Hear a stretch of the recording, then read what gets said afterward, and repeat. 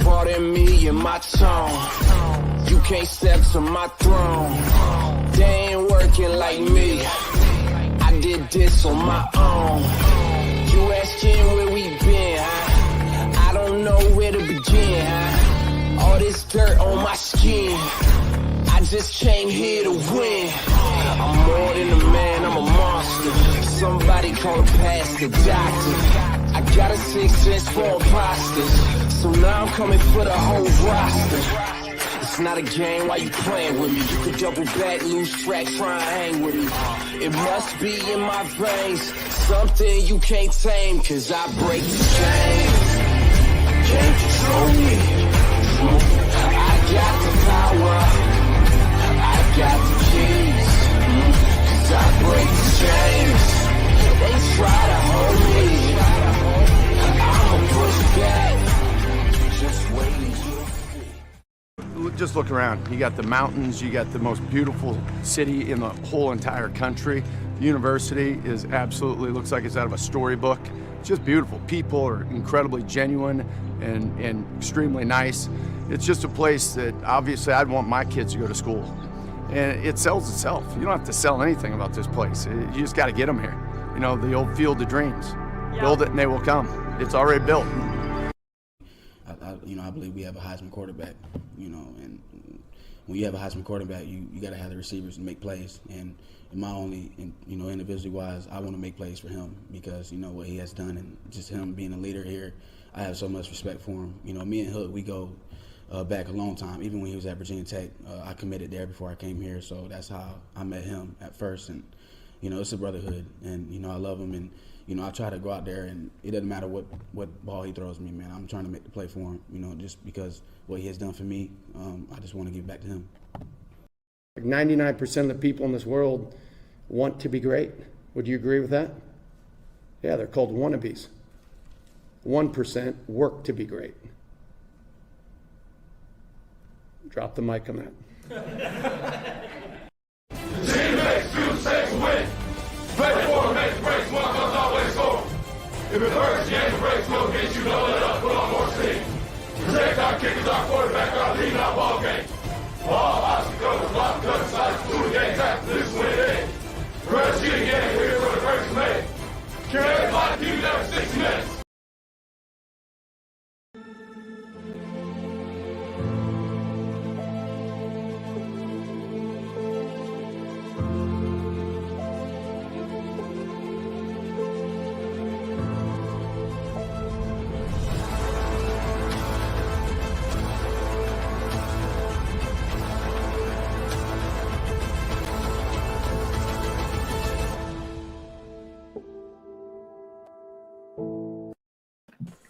Welcome to the Talkin VAWLS Network. It's been a minute. My name is Boogie Bentley.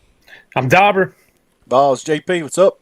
Man, I'm ready to go. I'm ready to go. It feels like we have so much to say. I feel like it's been a long time. Remember back in the day? You guys remember back in the day when we used to just do post-game shows and then Wednesday shows?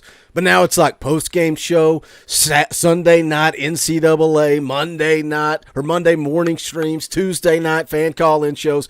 One man gets the flu and the world crashes and burns. The world crashes and burns. But here we are, man. It's going to be a fun show. We're going to talk about the ugly. The big ugly elephant in the room. We're going to talk about the Georgia game. We're going to look ahead to Missouri. We're going to look at the bright side of thing. How funny is it, guys? It's fun, and we're going to get into this in just a little bit. But the percentage, the ESPN FPI percentage of Tennessee making the college football playoff actually went up after the loss to Georgia. But is it really? Is it really, though? It's the conversation we halfway had. We halfway had it leading into the Georgia game. I mean, you had a little bit of help Saturday evening from LSU and Notre Dame, the Fighting Irish. So, I think these things will work themselves out. And if Tennessee plays in a New Year's Six and is in the top 4 of the CPF, then it'll happen. And maybe we just the old Bulldogs again. That I'd like to see them on a neutral site after Heupel has planned a little bit, because I tell you what, I know post game I was coming in hot and said it was just all out talent, but after going back and seeing some stuff, I think it was a little bit of coaching. Not necessarily that they got out coached, but that they lacked making adjustments to what was being done. I agree with that. Let me run down the chat out because that's a hot topic that I want to start with right there. Ardor Wolf is in the house. What's up, Ardor Wolf? Says, go Vols. Xavier's in the house. The X Factor says, what's good, Vol family? Reminder, basketball season is here. Basketball season has arrived. Look, we talked about doing Sunday nights at 7, but today I was looking at the schedule and I'm like, well, it kind of doesn't make sense to wait a few hours, so we're going to go live Sunday immediately after the game with Colorado. Now, Dauber may or may not be back in town, but myself and Xavier will go live. We'll be live immediately after the basketball game on Sunday, one way or another. So looking forward to talking some Vol hoops with you guys. Kelly Goodwin in the house. What's up, Kelly? Brian is here. Mike Jones is in the house. What is up, Mike? Justin Sanday is here. What's good in Tennessee this evening? What is going on? Gaming Queen is in the house. Alan V. Troll Patrol is here. Of course, Alan's here. It's weird. I've seen more of Alan the last week than I've seen, I don't know, in months, maybe. Months. He's just all of a sudden showing up around here. What's up, Seth? Good to see you in the chat. Let me hit a couple of super chats real quick. Ardor Wolf for $1. Thank you for the super chat. Doesn't say anything. And then he drops another $1. Just a couple of dollar tips. Nothing to say. We appreciate that. John Hill for $20. Welp. Turns for the Hate Georgia game. Tums for the Hate Georgia game. Now let's skin the Tigers and put up some serious numbers. We need to run every play we can to perfect it until the end of the year. Get ready for the college football playoff. Go Big Orange. John, I know you're as pissed off as I am, man. It's been a rough week, and Georgia is hot and heavy in the comments. They're hot and heavy in the live chats, and that's fine. They're welcome here. In fact, I had to come to Jesus meeting with some of the moderators. Let it be. Let those guys hang out, talk trash, do what they want, as long as they keep it civil. Don't resort to pathetic name-calling. That's ridiculous. But thank you, John. Stevie J for 20. That ain't cheap. Glad you're feeling better. Boogie. Go Vols. Thank you, Stevie J. We appreciate that super chat. Thank you guys for hanging out with us. We got 200 people here bright and early. Smash the thumbs up. Let's get it out of the way early. Let's not waste any time. Smash that thumbs up. Share out the link. Let somebody know we're live. We would appreciate it. Let's talk about that Georgia game because Dauber brought up a good point. It's something I've been talking about all week, and I'm kind of sticking to it, although I do agree a little bit with what Dauber said there. JP, I'm not going to make you choose sides, but what do you think? When you watched the game on Saturday, did Josh Heupel get out-coached? What do you think about that line of thought? Yeah, I mean, I think certainly that there was times. I didn't think that we tried to run the ball enough. I felt like that there was some opportunities there with that. I mean, it was obviously, hats off to Georgia, hats off to their fan base. I mean, their fans brought it from start to finish. Georgia played with intensity. And they were the better football team. They got amazing talent, they whipped us up pretty good, but going back and watching some of it again, I mean, there was opportunities there. We had some opportunities, and I know that there's a lot of people saying that, obviously that Kirby Smart went conservative in the second half, especially once it started raining. I think they threw four passes the whole second half with that, but that had some to do with it for sure, certainly, but Tennessee fought. They never quit. They never laid down and just gave up. So I'm not disappointing with it, but again, at the end of the day. Us Tennessee fans, with what we've been through for the last 15, we can't be extremely disappointed and just, with where that we're sitting right now. I mean, we dropped to fifth, in the college football playoffs. Lots and lots of stuff that's going to happen over the next three weeks there with that. But I think Tennessee's still in a great position, obviously, that they've just got to take care of their own business with that. But but did you say something about Georgia having good fans? They absolutely brought it. I mean, they absolutely brought. You respect their fans? Well, I'm not going to say that, but Well, let me say this. I don't believe there are good people that pull for Georgia. I think they're all terrible, ugly, disgusting human beings. I think it's just that no, there are no good Georgia fans, Eric. There are none. Yeah, I mean, they aren't my favorite either. But I mean, hats off to them. They showed up and they screamed and they hollered and Barked. they like made it idiots. different. Difficult for us. I mean, obviously, the pre snap penalties. I mean, it just kept slowing down this offense, slowing it down. To me. The offensive performance was similar to how it was at Pitt. Tennessee just could never get into that groove. Every time that they would get a drive going, that they would end up with a penalty or a bad play that would get them behind the chains with that. And Georgia came out and first quarter and hit three big plays and just an amazing punt that the guy probably couldn't do in another 100 tries. So it just all worked out for Georgia. But I would like to see a rematch as well. I'm not saying that Tennessee would win, but you get them on a neutral site, and we'll see. We'll see. Here's my question about it. The running game is where I'm with you, and I'm with Dauber too on adjustments. Got to make some type of adjustments, but it's like playing Xbox, and you keep running the football and it doesn't work. What do? You start slinging the rock, hoping you get lucky. And Tennessee, Jalen Wright averaged 3.3 yards per carry, and Jabari Small before he went down, which he only had 3 carries, so it's really kind of a wash. But 3 carries for 8 yards, averaged 2.7 yards per carry. The run game was not working, and it's why was the run game not working? Because Georgia they were dominant on the line of scrimmage. And like anybody would be, you got to be stupid if you can't realize that, right? Like it's clear. It's clear that they were dominant on both sides of the line of scrimmage. And that played such a huge factor in the game. And I do agree with Dauber wholeheartedly. There are things that this coaching staff should have adjusted to. I said in the postgame show, I wish they would have utilized the read option a little bit more. Tried to get Hendon Hooker running the football. And I think that would have opened up the run game. But for me, when you talk about coaching, if you say somebody got out coached, switch those rosters. Give Josh Heupel that Georgia roster. Give Kirby Smart the Tennessee roster. Who wins that football game and by how much?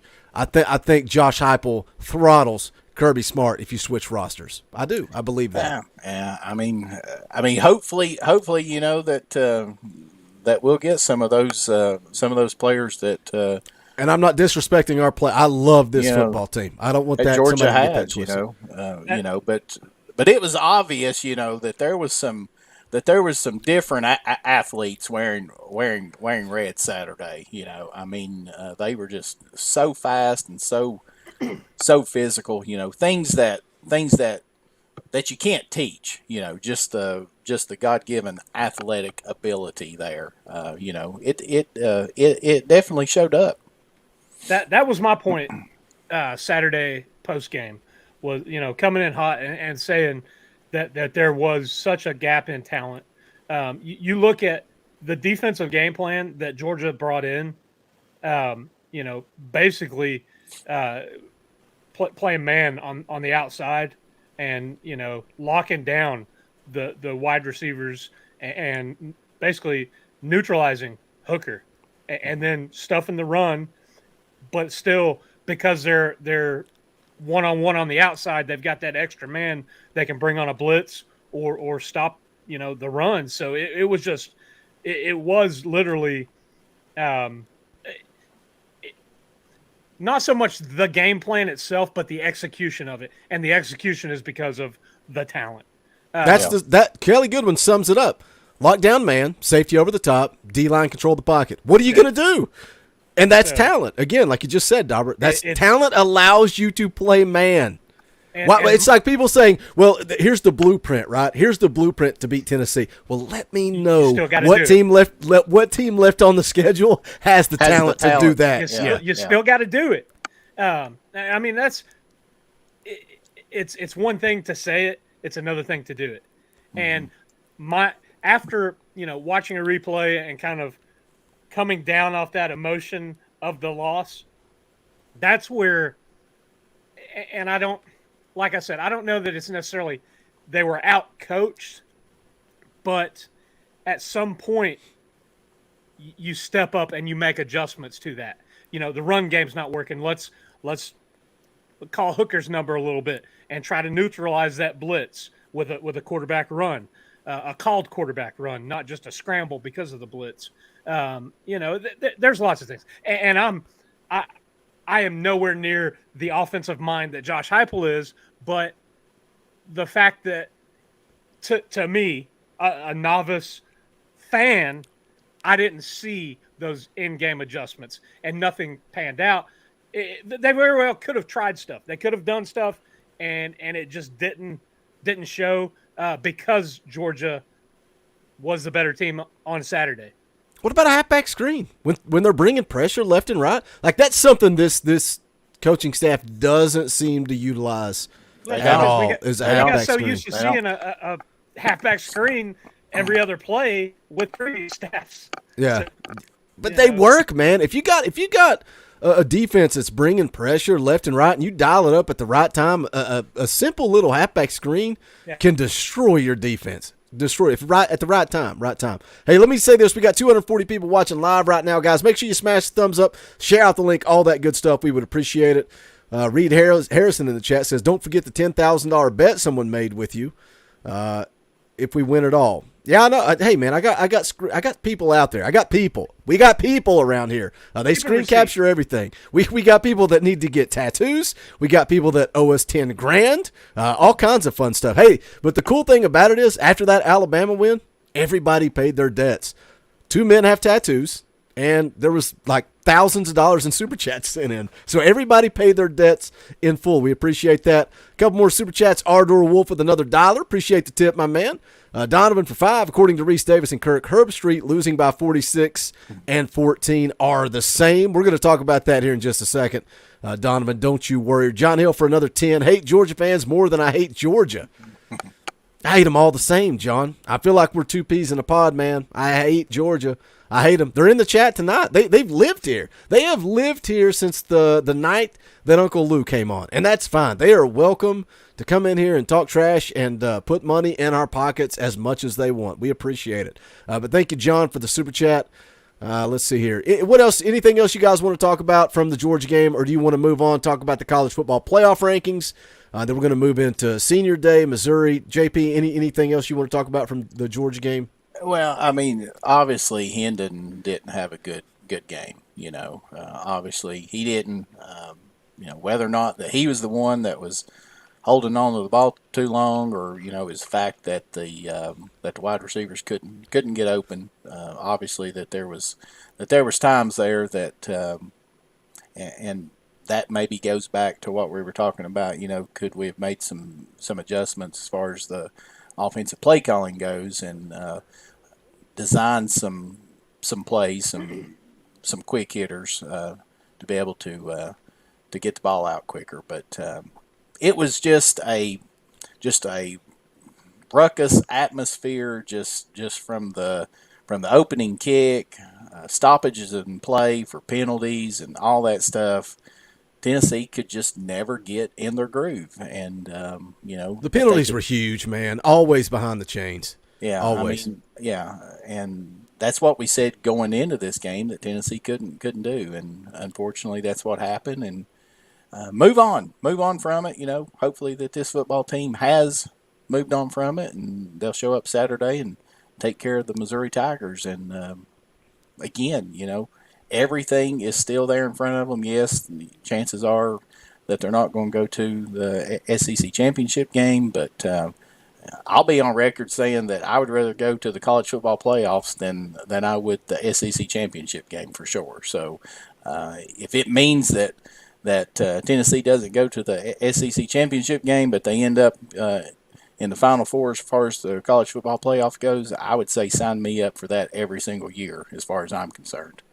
And let's talk about the college football playoff, because it was so dramatic. It was so dramatic Tuesday night when the rankings came out. So many people were pissed, confused, angry, and I'm like, It's exactly what I expected it to be, but I get it. I get it.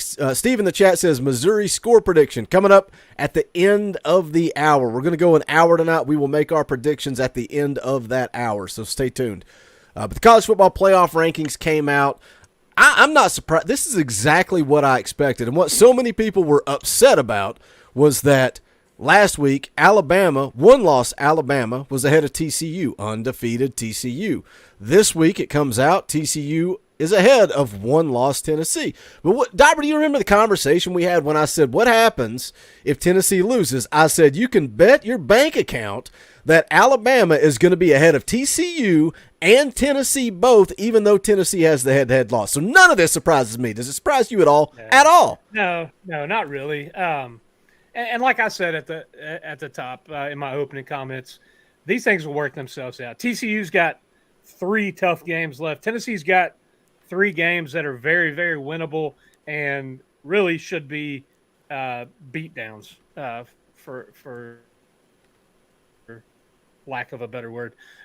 One last thing I wanted to say about the Georgia game before we get really into the CFP playoffs. I've read it, the headlines, the taglines, all these things. Everybody talking about a beatdown. It was 2-score game, and Tennessee played Ifs, ands, and buts, Dauber. Ifs, ands, and buts. Stetson Bennett could have thrown 3 more touchdowns if he would have thrown it. If, ands, and buts. Yeah. But then, you have all these other talking heads, they look at the Ohio State Northwestern game, and, I think it was a 2-score game as well. And Ohio State had to, it was the man. That was for weather, Dauber. Yeah, that's why that. I mean, they still get comparing Oregon's loss to Georgia to Tennessee's is stupidity. Kirk Herbstreit, Reese Davis, anybody in the chat that's a Georgia fan that tries to validate it, you're an idiot. 49-3. Like, I get it. Like, I do get them saying Georgia dominated the game. They did dominate the game, and they ate the clock. But you could say, okay, well, they could have done whatever they want. Okay, well, what happens when Stetson Bennett drops back, throws, and it's a pick 6? Now we got a football game on our hands. That's why you don't play ifs, ands, and buts. 49-3 and a 14-point game is 2 different stories. I'll Alan, we love you, buddy. Appreciate you coming on, being on Get here, him, hanging out Dauber. with us all the time. But listen, it is. They don't just stop the game when Georgia's up by so many. They keep playing, and Tennessee played until 0's on the clock, and it was a 14-point win. Bottom line, period. End of story. It's not a blowout. It is not a beatdown. It's not a blowout. Y'all can just go on. That's ridiculous. Well, I mean, Get out of here, man. if it was a beatdown, then I'm going to blame that on Kirby Smart because Tennessee had the ball with 4 minutes to go inside Georgia territory. And if they score, then an onside kick possibility away from being able to tie that football game. So if it truly was a blowout, then Kirby Smart coached horribly in the second half and allowed Tennessee to hang around. That's the way that I would look at that. Nobody here is pretending that Georgia was not in control of the game the entire time. They were in complete control of the game, but it was not a blowout. It was not 49-3. Let's put that in. I'm done. I'm done with Georgia. Piss on Georgia. I'm ready to move on. I'm ready to focus on the last 3 games. I will say this. I'll say one last thing, then we're going to put a freaking bow on Georgia. I don't believe there are good people that pull for Georgia. I think they're all terrible, ugly, disgusting human beings. I think it's just that no, there are no good Georgia fans, Eric. There are none. That's it. We'll move on. All right, let's talk about the college football playoff rankings. We touched on it a little bit. JP, what did you think? You're not surprised at all? You know I was right, JP, the Alabama bias. You know Alabama would have been ahead of Tennessee had they won last week. Probably so, yeah. Probably so. I mean, that's the funny thing with it, obviously, is the fact that last week Alabama is ahead of TCU, and then with one loss, and then the team that beat Alabama to give them that one loss loses, and then TCU jumps up in a game that they were trailing in the fourth quarter to a team that's not even 500, right, in Texas Tech. So it's not like that TCU is some world beater and beat some world beater. But again, at the end of the day, the opportunities are going to be there, especially starting this weekend. We're all going to be Hook 'em Horns fans. I've got the interlocking UT on my old on the old hat tonight for pulling for the Texas Longhorn Saturday. So with that, but you can tell obviously that ESPN is obviously trying to create all this drama with this and everything. Oregon is the team that really concerns me, though. I think that if they end up, finishing 11-1 or 12-1 and winning the Pac-12 with that, I don't know, fellas. I could see them end up if Tennessee finishes 11-1 and obviously doesn't play in the SEC championship game. That's my concern there, that they end up putting Oregon in. Of course, all of that depends on TCU losing as well, which I think that they will. Let me hit this. I got a few super chats stacked up, but let me hit this one because it applies to what we're talking about right now. Seth Justice for 5. Thanks, Seth. We appreciate it. One of Ohio State and Michigan will lose and be out. TCU will lose. We'll destroy Mizzou, South Carolina, and Little Brother, and we will be number 3 in the college football playoff and play in the Fiesta Bowl in Arizona. That's what I'm hoping for. Look, I want the rematch with Georgia. I want it. I want, pardon my language, a piece of their ass. I want a piece of Georgia's ass, but I want it when it's all on the line. I don't want it in the first round of the playoffs. I don't want it. I want it when it's all on the line. But I think Seth's right there. But I do also agree. Thank you, Seth, for the super chat. We appreciate it, buddy. I do agree with what you're saying too, JP. What are they going to do with Oregon if Oregon runs the table? What happens? What happens in the SEC championship? Which I don't see. I think Georgia's going to roll right through that. But Ohio State, Michigan, they're going to play each other. Somebody's going to lose. I don't see TCU surviving, even if they do. And with Ohio State and Michigan, right?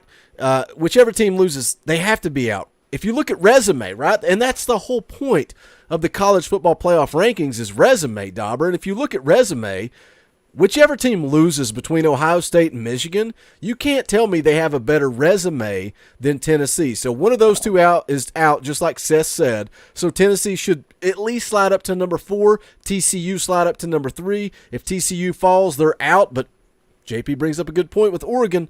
They win the Pac. I could see them trying to sneak them in. Conference championships matter, right? Yeah, and that's the whole thing. Uncle Lou brought up that point.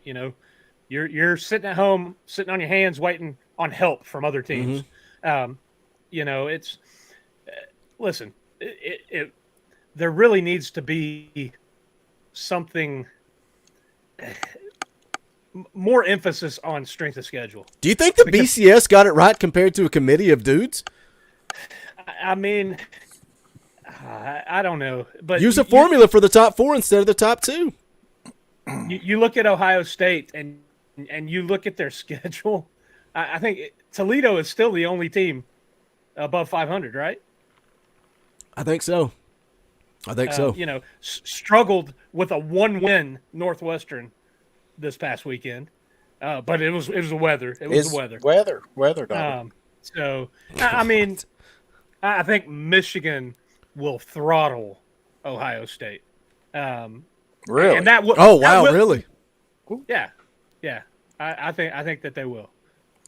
Whoever wins that game needs to throttle the other one. We don't want that to be a close game. What are we going to make excuses? Like, what if they lose by 17? Is it going to be a legitimate 17 or a fake 17 or it's 17 but it's really 49-3? How are we going to spin it? It's just however that narrative gets spun. Good Lord have mercy. It'll be close. It will be like a 14-point beat down. I mean, come on. Because Ohio State is a media darling. I want a piece of Ohio State too. I would love nothing more than it to be Georgia, Ohio State, Tennessee, and I don't care who else. Tennessee plays Ohio State, and then they play Georgia. That's what I want. That's what I want in the college football. Nothing would make me happier because I cannot stand Ohio State and I cannot stand Georgia. That would be the ultimate 2022 for me. Yep. Any other narratives you guys see playing out? What about LSU? What happens if LSU gets to the SEC championship and they beat Georgia? Does that mean you've got to take a 2-loss SEC champion? You got to take Georgia with a 1-loss in the SEC championship. Where does that's the whole thing about it, man. That's the whole thing about it. Tennessee has a head-to-head against LSU. Yeah. Not a head-to-head, a beating. That was a beatdown. But was it really a beatdown? That's what a beatdown looks like. Because it was played at 11 a.m. So, you know, you got to factor that in, JP. Got to factor that in, JP. Yeah. Absolute joke, man. Absolute joke. LSU's going, though. Coach Abelskoff says, oh, wait a minute. I hit the wrong one. Not taking any 2 losses, none. Yeah, you are. That's the thing. Like, if LSU wins the SEC championship, they're going. They are going, and so is Georgia. So just think about this. What kind of joke would the college football playoff be in that scenario if they didn't take LSU? So LSU wins the toughest conference in all of college football and beats previously undefeated and number 1 Georgia, but they leave LSU out of the college football playoff, but they let the team that they just beat in. I don't see that happening. If LSU was to win the SEC championship, they will be in the college football playoff, and they should be. But my gosh, it's like basketball, right? And baseball for Tennessee last year. Does an SEC tournament championship matter? What matters? Like, what's important? And that's why when we start talking about expanding the college football playoff, it's when I'm like, I get sick to my stomach, man. I'm like, you're taking away. And it's like, yeah, you guys convinced me. Boogie's going to cover basketball. I can't wait. Dauber said it the other day. You think this is for the fans by the fans? Just wait till we start talking basketball. Good Lord have mercy. And it's like, it's what takes me out of the game, man, because it doesn't freaking matter. All that matters is who gets hot in March, and you start expanding this college football playoff, and I'm afraid that's what's going to happen too. But I don't know. And I'm seeing all kinds of stuff in his chat. Tennessee, us fans, and for Tennessee, one of the big things that they need in order to get to the college football playoff is they need Georgia to win out. We're sitting here talking about hypothetical situations. I'm not sitting here saying that LSU is going to beat Georgia in the SEC championship game. Heck, LSU may not even make it to the championship game. They've still got to play. I don't know who all that they play, but they got three more conference games left. So, LSU, it's a possibility that, that they don't even do it. But I don't see how the College Football Playoff Committee could leave out the conference champion from the SEC when they win it and allow the team that they beat for the conference championship to go play for the national championship. I don't see how that they could do it. I may be wrong. I don't know. LSU's done. They're locked in. They got Arkansas, who, good Lord, I missed the boat on that one. I thought Arkansas was a good football team. Then they got UAB, which doesn't matter, and then they wrap up with one of the worst teams in the SEC, Texas A&M. So I think LSU's a lock. And, hey, man, I thought LSU was a good football team when Tennessee played them. I was shocked that Tennessee went down there and boat raced them. But, again, that just adds to the resume of what Tennessee's done. And that's what's so comical. Like, people no-sold that win. That's a huge win, Dauber. When you look at it now, what LSU's done, who else has a win over that Alabama team, which, yeah, I know they got 2 losses. LSU has 2 losses, but they're still top 15, I think? I think Alabama's still in the top 15 somewhere. Absolutely. And it was funny. I mentioned this, I think, in the tailgate show before the Georgia game. it was Herb Street talking about building up the LSU Alabama game and talking about how good LSU has played since dropping their opener to Florida State. You know, how they're on a roll and all. And I said, man, he just conveniently left out the boat race at the beginning of October on their home field.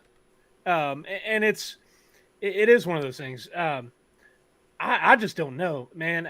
I see your all's points that it would be absurd to not take the conference champion. Holy cow, you're going to leave LSU out? But with 2 losses, I mean, that's not, you know, it's not letting in a, you know, UCF or a TCU that's undefeated that really doesn't have the resume. I mean, that's putting in over 1-loss teams with a resume. So at what point, though, do we throw out these tournament championships, we throw out conference championships, and we just play the regular season?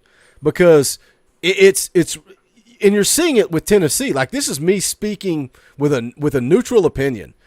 It's stupid that Tennessee's percentage, ESPN FPI, goes up because they don't have to go play an LSU, an Alabama, an Ole Miss in the SEC championship game. That's stupid. That tells you how much it hurts you to go to Atlanta in the grand. And we, like I said, we were having these conversations leading up to the Georgia game, but we didn't want to talk about it because we wanted to beat Georgia. But at what point does that kind of hurt you? And there are certain conferences that don't have those conference championships, and it's like, are you better off there? We also made the point that, you know, had Tennessee beat Georgia, they're pretty much a lock in the SEC championship, and just getting to the SEC championship undefeated, you're pretty much locked in to getting into the playoffs. So that's where Georgia is right now. You know, if they reach undefeated, I mean, even if they're in no matter what, they're in no matter what. Yeah, they're in no matter what. And I just, geez, I don't know. I mean, that's like the whole Notre Dame when they are having a good season and they're, you know, independent or whatever. I guess can they play for the ACC championship now? In that, I have no idea. I don't know, but you know, that all that crap and you know, well, I don't pay attention to Notre Dame. Rudy was a loser. That whole movie was a fraud. None of that was true. That football team hated him. You ever heard what Joe Montana said about Rudy? Hated that kid. Complete fraud, complete lies. None of Rudy was true. Screw Notre Dame. Let me hit these super chats real quick. Papa T for $10. Thank you, Papa T. Says, Boogie, even with all that Georgia did, if Tennessee hit on 3 of those wide receivers that broke wide open, that is a 21-point and ball game. Georgia to be, I'm about to cough. I'm going to die. Hold on. See, I'm still not fully over it. Georgia, to the credit of Tennessee defense, only had 81 yards of offense in the second half. Thank you, Papa T. People are going to spin that however they want. They're going to say Georgia went conservative. Maybe they did. But it's a 60-minute football game. You make the decisions that you make. Look what Tennessee did against Florida, right? They went conservative. Nobody's talking about that. They're talking about it being a one-score game and yada, yada, yada. But thank you, Papa T, for the super chat. We appreciate it. Lance for 5. If ifs and buts were candy and nuts, we'd all have a Merry Christmas. Christmas is coming. Thank you for the super chat, Lance. We appreciate it. I think I'm caught up. On super chats. One thing that we are forgetting here is, you know, Ole Miss beats Bama this weekend, then they're in the driver's seat for the West. Yeah. No, they're not. Because LSU beat. See, I said the same thing, and so many people corrected me. They're like, Boogie, you forgot. LSU's second loss came to a non-conference FSU. So LSU beat Ole Miss head to head. Okay. I said the same thing, JP. I was like, I did a whole video about it, and everybody's like, Boogie, you're wrong. Here's why. So I blamed it on flu meds, and they forgave me. Yeah, they forgave me. That's right. Just tell them you have the flu, bad. JP. They'll forgive you. How you feeling, man? You recovering from the flu? Yeah. It's just old age for me. I said the same thing. I forgot that FSU loss. And you know, that's what I talked about leading into the Tennessee LSU game. I was like, man, they really should be undefeated going into that game. Like that's a blocked extra point. Like what a weird weird into that game. But let's move on. Let's talk about the Missouri game coming up. It's Senior Day. Told you guys before we went live, I wanted to kind of highlight all of us kind of go around the table and highlight one guy. And I'll let you guys go first. And I've got two in my bank, and you'll probably take them both. And then I'll have to scramble while you're talking. But let's go around the room. And some of these seniors, man, redshirt seniors, COVID seniors, they've been through the ringer with coaching changes, fiascos, all that stuff. JP, give me a senior that stands out to you as just somebody that you'll remember, somebody that's special, that's kind of been through. They don't have to be an All-American, just somebody that sticks out to you as a guy that when he runs through the tee for the last time in Neyland Stadium on Saturday, that you'll remember.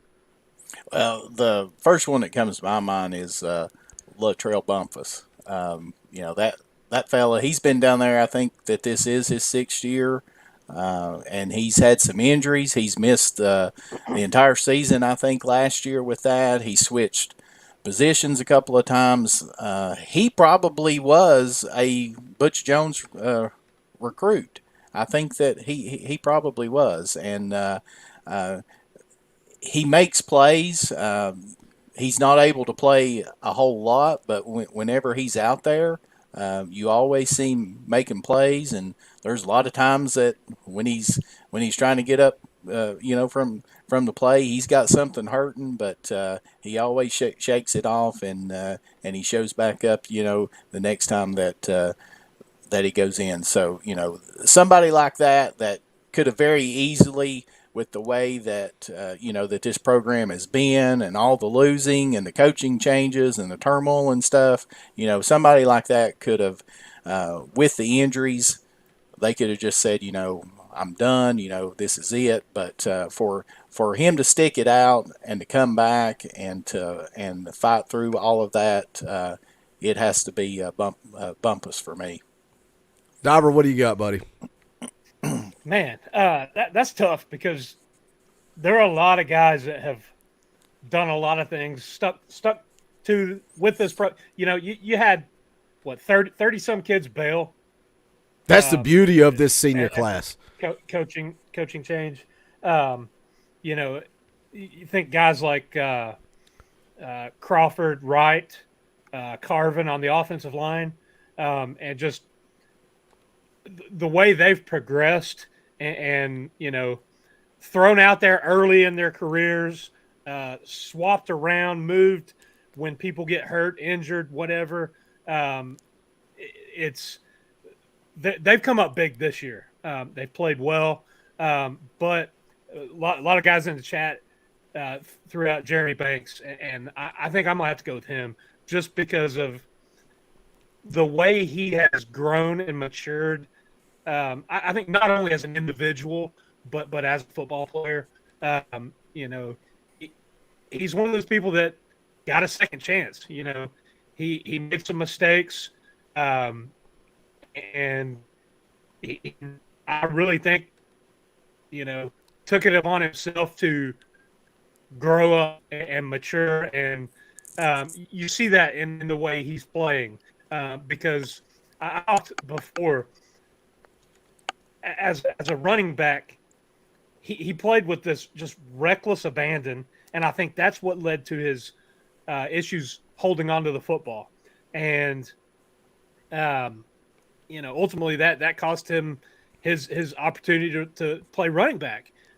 You throw in coaching malpractice and all that too, but for him to convert to linebacker and get out there and look pretty rough at times, and then kind of get better, still look really, really bad in pass coverage last year to where he's at this year. I'm not saying he's like an All-American back there, but to go out and have the kind of production he has, to be the leader that he is on the field after having gone through the off-the-field stuff, I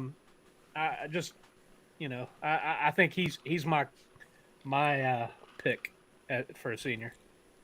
I'll say I told you guys I had two picks ready, and Banks was one of them. and it's for everything you said. Just his journey, man. Like going from a running back that struggled to protect the football, makes a transition to linebacker. And again, you made the point, second chances. And that's why when things happen to these kids and people immediately want to kick them off the team, sometimes you need a second chance. And he got that second chance, and now he's showing to be a true leader. So I definitely agree with that one. I'll hit mine. Everybody's yelling. I got to hit the clip, and that's because of this. James Moody for a 50 spot. That ain't cheap. James Moody dropping the big bucks. We got to play the clip. First time of the night, but we'll play the clip. Money isn't everything. It's the only thing. And everyone has a price for the $1 Million Man.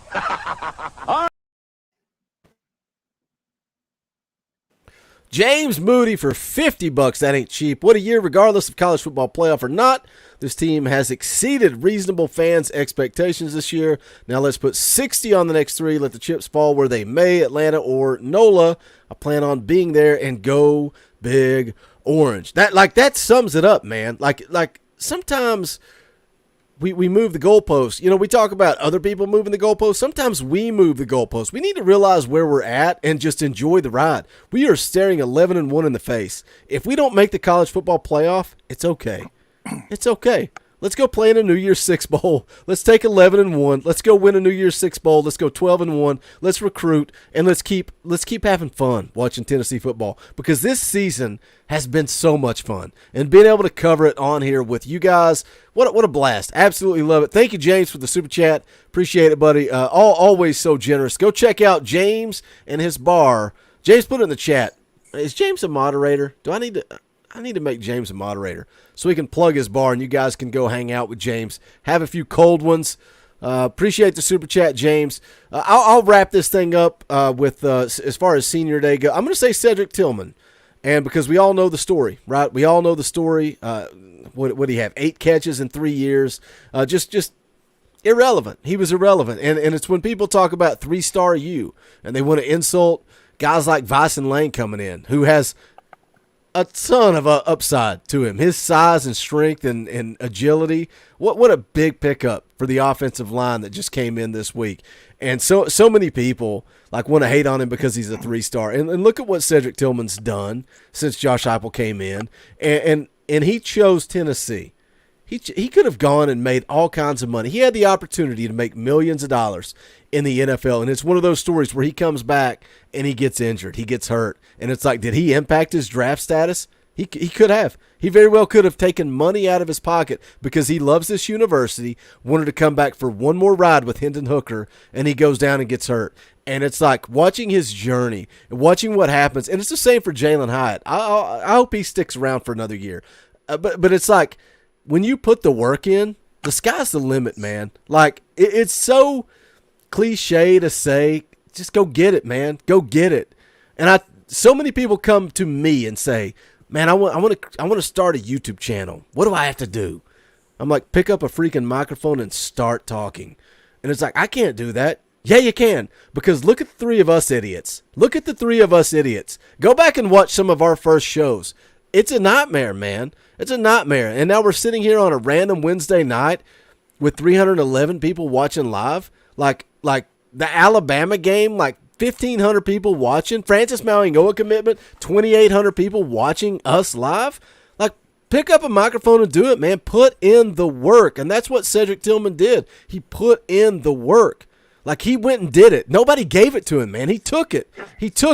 And it motivates me to see him say, no, I'm not going to go pro for the millions. I'm going to come back with my team, and I'm going to grind it out. One more ride with Hendon Hooker and this football team. And to see him go down, man, it does suck to see him get injured, but still, to see Cedric Tillman's journey motivates me, inspires me.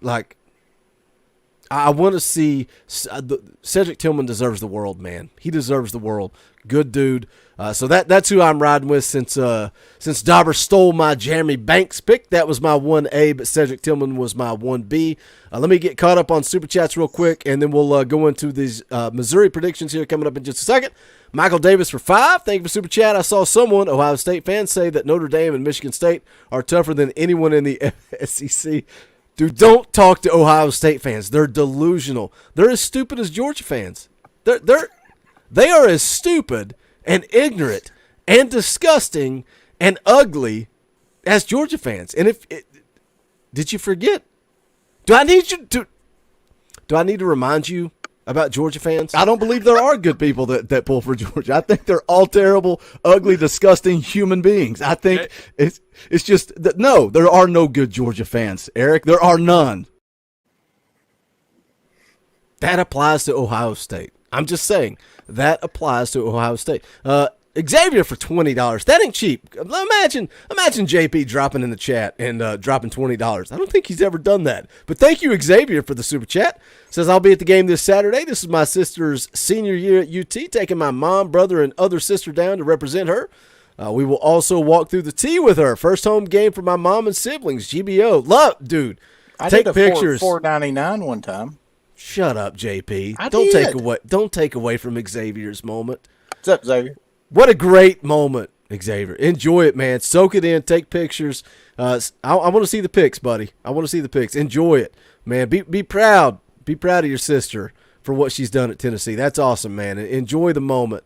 Let's see. There's the James Moody super chat. Tucker White for $5. FYI, Tennessee victory Saturday means the Volunteers go undefeated at home for the first time since 2007. Second since 99. I think you mean when Tennessee wins on Saturday. It's happening. They're going to boat race Missouri. I'm going to tell you why here in just a second. Michael Garcia for $5. Get better soon, Boogie. Go Vols. I must look rough. Well, there's people in here saying that I look drunk, so I hadn't had anything except water. You look confused. Water. Dang. JP. I look confused. Caleb said you look confused. Okay, got you. That's the way JP looks when I'm talking. He looks confused when I'm talking. He's like, what's this idiot talking about again? So I look sick and JP looks confused. Heck of a show. Dauber must look like $1 million, I'm guessing. Yeah. It's that mustache. Maybe I need to grow out of dude, I'll tell you what. Maybe I need to shave his beard. Been struggling with the flu, right? So I've not shaved since like Saturday.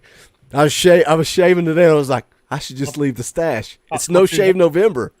I should have just dude, it was like a straight up. I was looking in the mirror and I was like, I look like Kevin James from Mall Cop. Like, that's who I look like right now. Like, I don't know that I can rock this, but part of me wanted to do it. Part of me wanted to rock the stash. Whenever you first said that you hadn't shaved in a few days, I was getting ready to say, well, Lord, I don't even see any hair on there. I'm not shaved. Got two hair. Not shaved. I'm not shaved at all. I've not shaved in 3 weeks, buddy. I'm not shaved in 3 weeks. I had to get it dialed in for the live stream here. Let's see, what do we got? Ed is for UT for 10. I'll take 11-1 every year. It's funny how we start to complain, isn't it, Ed? We start to complain real quick. Matt Mars for 5. Me and my bro are taking my nephew to his first game this weekend. Doesn't realize what he's in for. He will be hooked for life just like I was. Absolutely. Awesome. Enjoy the moment. Hook the kids. Get them dialed in. It'll be amazing. The chat's going nuts. Peyton Manning's forehead says, do it, Boogie. Oh, you guys missed the boat. I should have just left it. Man, that's, I lost the beard for the Halloween costume. And everybody's been so positive about this. So I think I might just rock it for a little while longer. I like it, Dauber. Dude, it looks legit. Yeah. Like, it looked funny in the Halloween pictures, but now it just fits you. Like, I wasn't even laughing when you showed up. I was just like, okay, yeah, it looks natural. Yeah. Keep rocking it, man. To me, it does. Yeah. I wished I could pull that off. I guess I'm just a goober any way I come, man. I like it. JP's the gray goose. Look at him down there. Mm-hmm. All the women love the gray. Love the gray. You should have seen me out there golfing this weekend. What'd you shoot? Depends on who was on my team. How many golf balls did you lose? Oh gosh, the truth just came out. I would real say quick. It got real. It got real. Let's see, how many?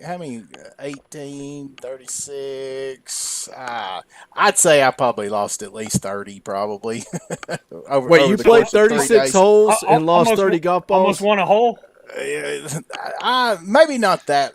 No, not that many. Probably 20, I guess. Okay. But One no, every we other hole. played 18 Friday. We played 27 on Saturday, and we've got through six holes on Sunday in a torrential downpour. And I said, forget this. We were done. Kevin's going to update the Dauber emoji. There we go. If you keep the stash for a certain amount of time, we're going to have to update it. We're going to have to make it a real thing.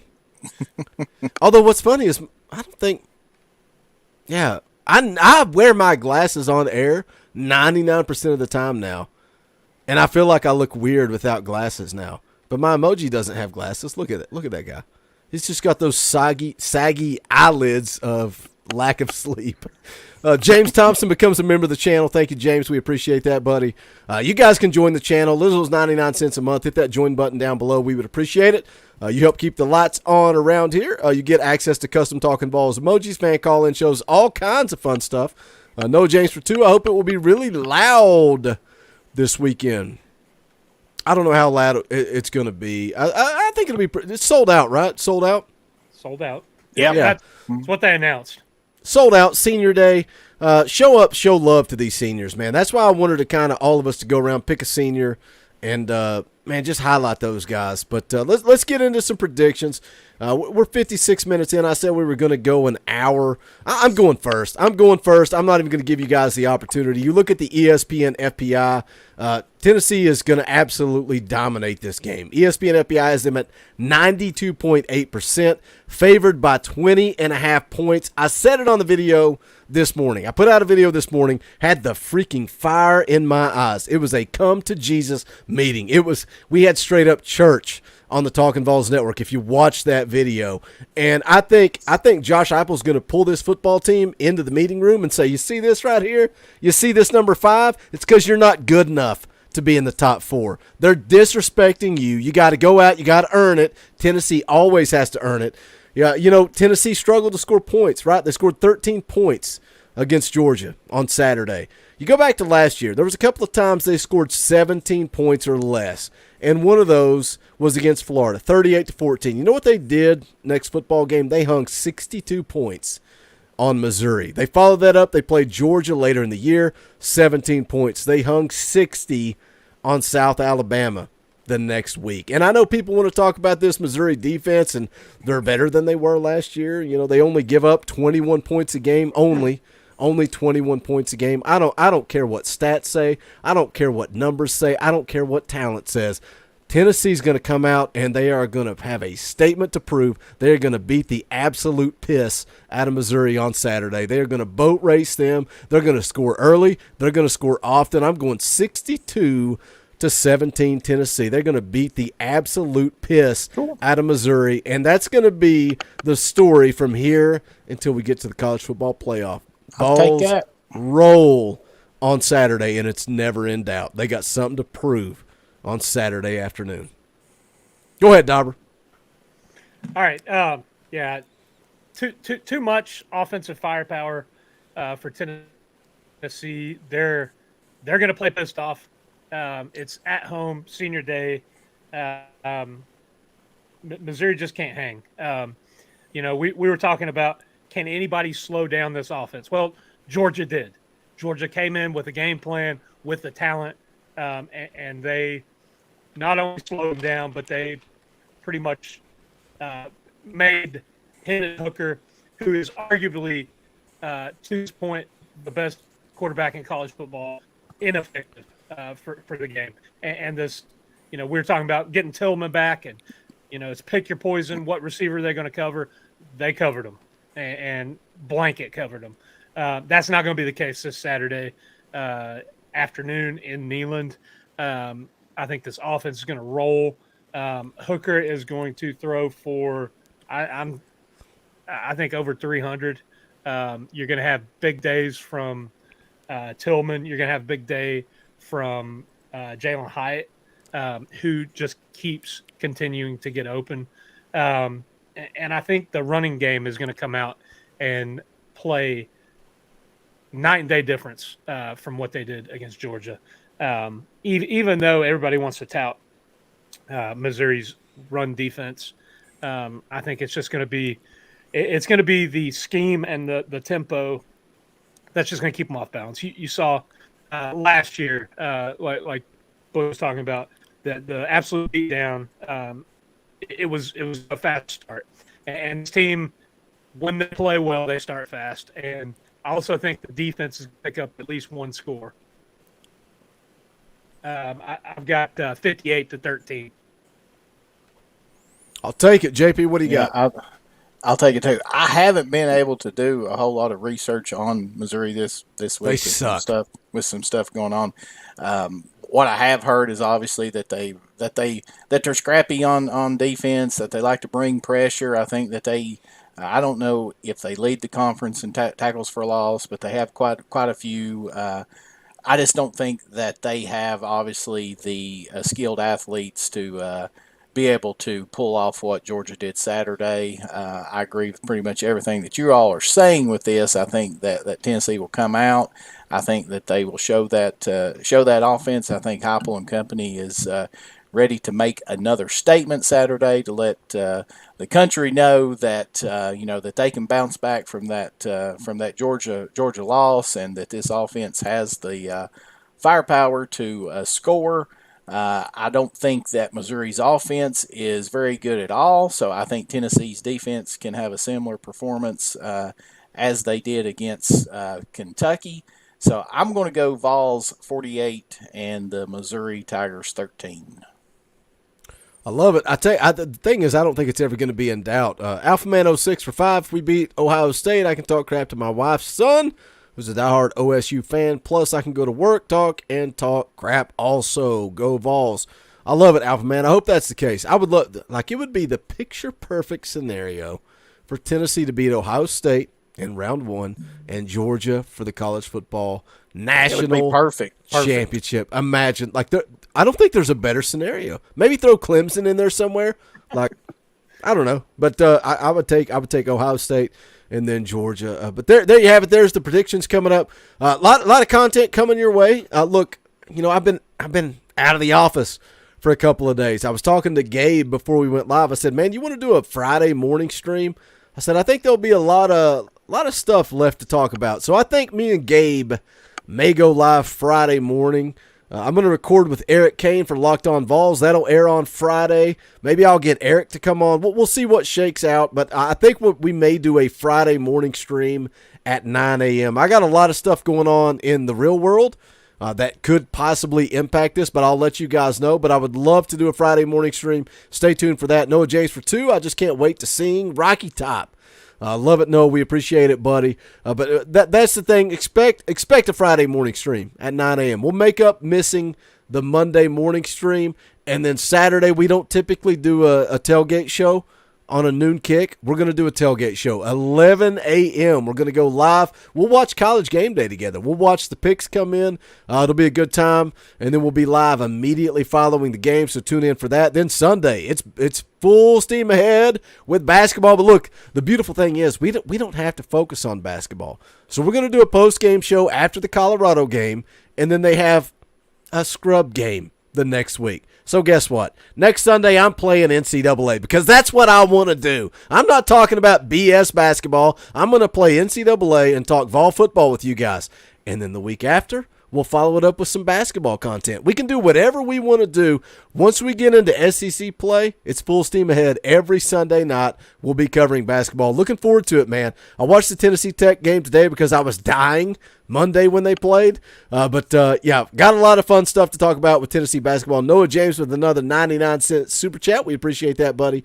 But tons of content, all kinds of fun stuff coming your way. Hey, this channel is what it is. We'll cover some basketball. Maybe we'll cover some baseball. Who freaking knows? But one thing you do know, we're going to cover Tennessee football 100% of the time, all the time, 60% of the time. It works every time. That's going to do it for this one. For Dauber, for JP, my name is Boogie Bentley. Go check out the merch, bonfire.com/store/Talkin VAWLS. You want to get involved in the NIL game. The links are in the description below.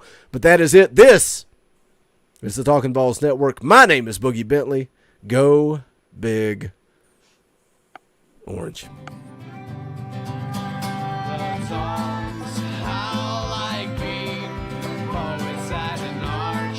Soaking moonlit falls, unbroken past the sit that we call home, and it's night